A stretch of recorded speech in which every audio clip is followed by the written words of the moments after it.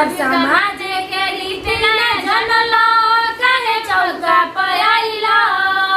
जब समाज के रीति न जनलो कहे चौका पर आइलो हो। हमरा पापा के इज्जत बिगड़ला कैसे मुहवा देखइबा हो। हमरा चाचा के इज्जत बिगड़ला कैसे मुहवा देखइबा हो।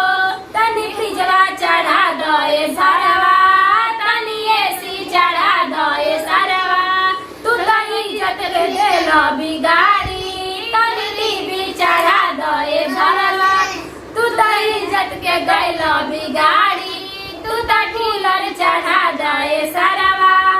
सर काहे लगैला बड़ा देरी हो पूरा कपड़ा चेकई देला कमी हो। सर काहे लगैला बड़ा देरी हो तू कपड़ा में कई देला कमी हो। भागला काहे तू भैया के डर से भागला काहे तू भैया के डर से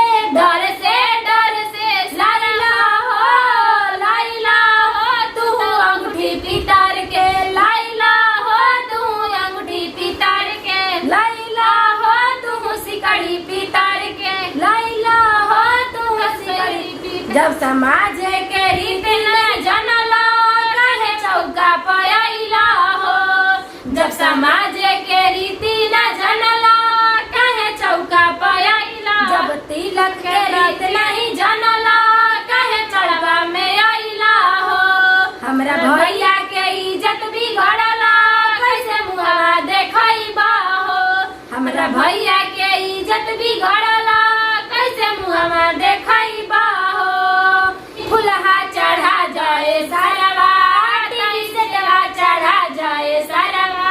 तनी फुलहा चढ़ा जाए सरवा डिनर सेटवा चढ़ा जाए सरवा। एक इज्जत के देला डुबाई तनी कूलर चढ़ा जाए सरवा। एक इज्जत के देला डुगाई